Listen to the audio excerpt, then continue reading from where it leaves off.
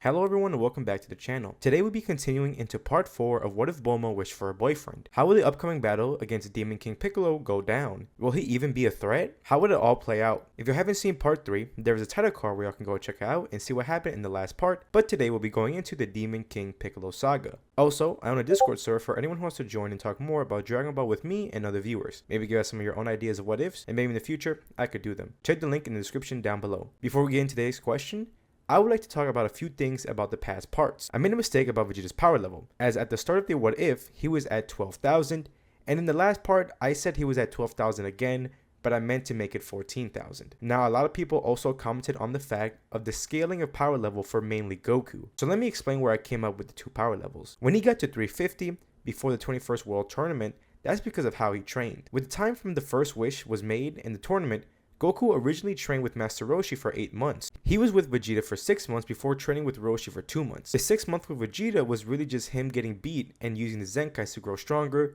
which wouldn't be super effective. Then when I gave him the power level of 2,500, during the almost 3 years of training with the Gravity Chamber and Vegeta, it took a bit for Goku to get used to the extra gravity. Some say his potential would make him grow stronger, but you gotta take into account that this is a kid Goku that spent most of his life in a weak level of gravity. They also had to kinda take turns with the humans, so that slowed them down a bit, but the main factor I'm taking is Goku having to train up his body much quicker here to deal with more intense training.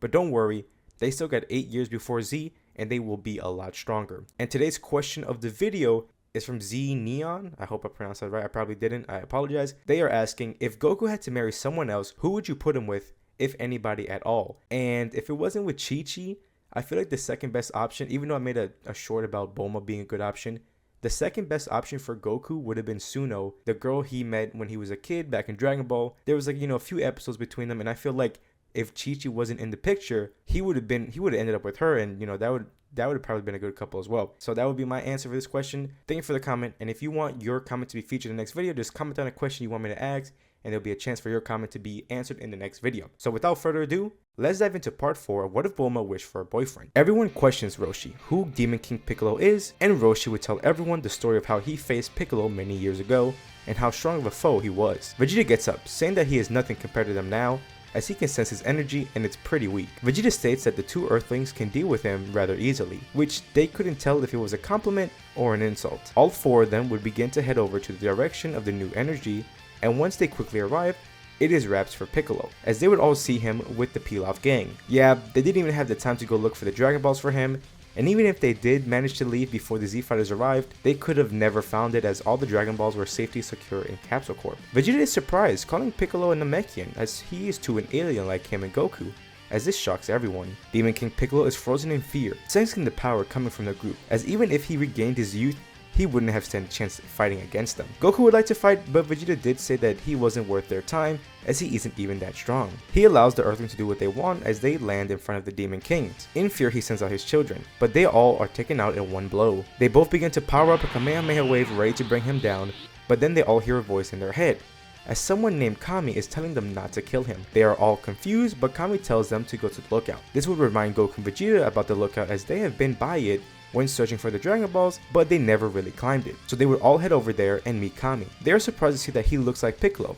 as Kami would explain his past and how him and Piccolo are two of the same person, but just split up. And he explained why he asked them to keep him alive, as if they would have killed him, he would have died as well, and the Dragon Balls wouldn't work anymore. They sigh in relief, as that would have been bad if they made the Dragon Balls useless, but also are stunned to learn that Kami is the creator of the Dragon Balls. They would end up sealing Piccolo away and put him somewhere where no one would find him ever again. He thanks them for stopping him and would offer to train them. Vegeta isn't sure about this, but Kami explains that yes, they may be stronger than him, but he does have plenty of things that they could learn to make them better fighters and learn good ki control. He also talks about the hyperbolic time chamber, where one day out here is 1 year in there. This got Vegeta excited and wanted to try it out, but Kami said that the first thing they would need to do is climb the tower first without flying to meet with Korin, then climb up here to be worthy to train with. Quickly, everyone would fly back down, but Vegeta would make an extra trip going back to Capsule Corp to talk to Bulma and ask if she can create a portable gravity chamber, and her being ahead of the game would have already made one, as she thought he would ask one day. He would explain how they stopped Piccolo and where he and the others will be for the time being,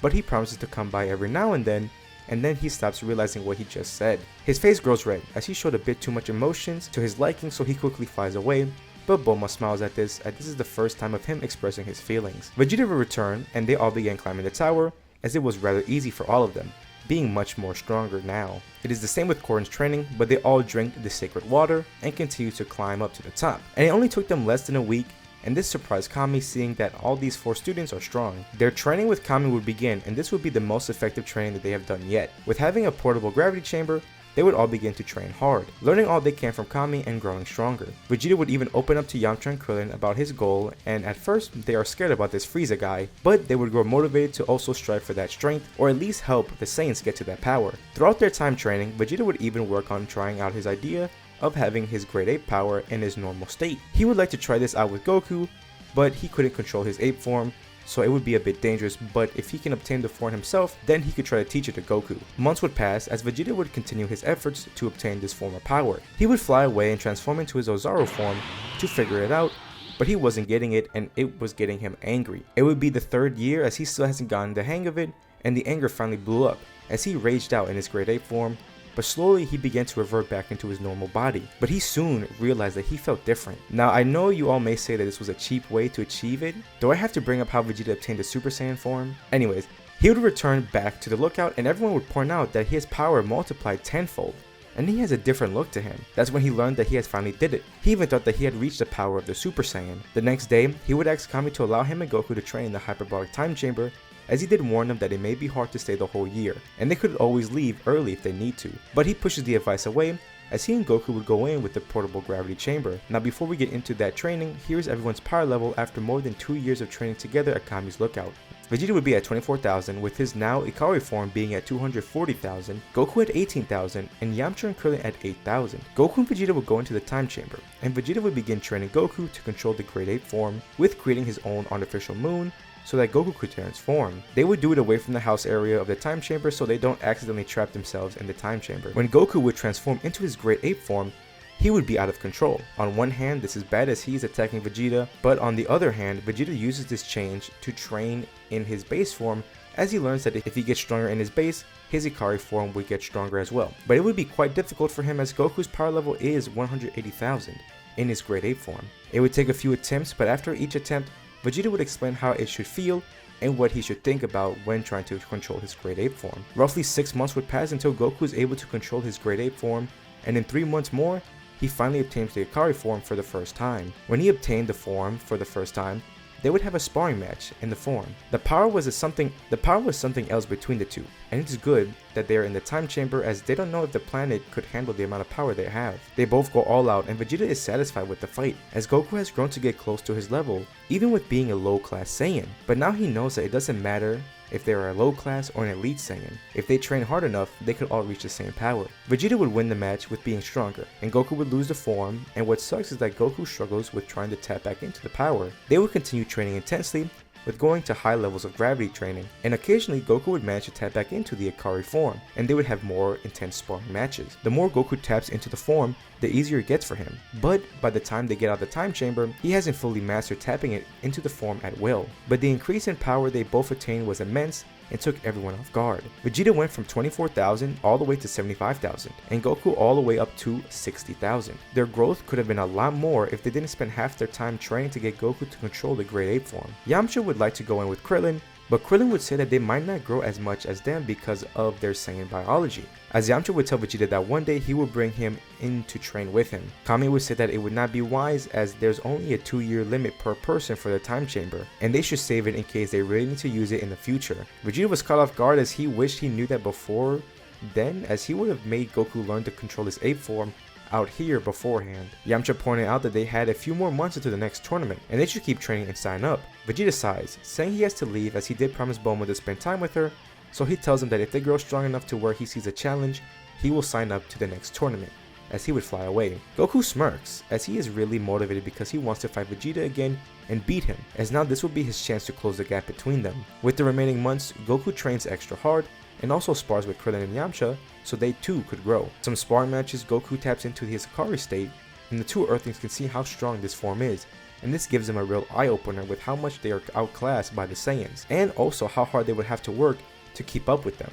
But with having such a strong training partner, they will manage to grow so much more. Vegeta would arrive at Capsule Corp and see Bulma after more than 2 years, as she is quite mad at him as he never came to visit once till now. But Vegeta would tell her that he is staying here till the next tournament, so they had the next few months together. So the past months, while the others were training, Vegeta and Bulma were hanging out doing couple stuff, as Vegeta would have to get used to it. One day while they're out in the city, Vegeta can feel something was wrong, but it was hard to sense ki, as during this, the others were having a big sparring match, and that power was the only thing he could sense. Bulma would ask Vegeta what is wrong, but then suddenly, Vegeta sensed a quick spike in ki right behind them, as he would try to push Bulma out of the way, but a bright yellow beam pierces through Bulma's shoulder, hurting her. Vegeta turns around, visibly angry, as he sees Tien. Tien shows an evil smirk, saying it was a shame, as he aimed it to hit her heart, explaining how he recognized him from the tournament. He has been looking for Yamcha to try to get revenge, but he would be the next best option. He knows that he cannot beat him in a fight, so he thought that the next best option would be to hurt someone close to him, and he saw that blue-haired woman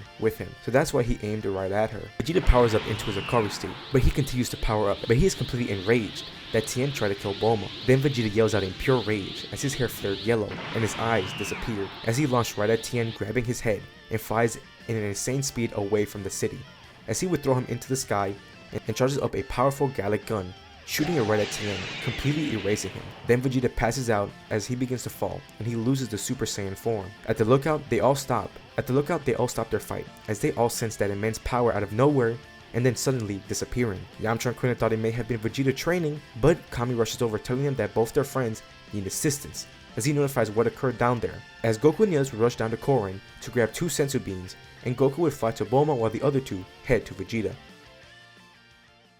And that's where I'm going to leave it up for now. Tell me how you think about the 4th part and how it did with the Demon King Piccolo saga. How strong do y'all think everyone became after all their training? Will Vegeta learn that he tapped into the Super Saiyan power? Will he even be able to tap back into it again? What could have happened differently? Leave your thoughts down in the comments down below.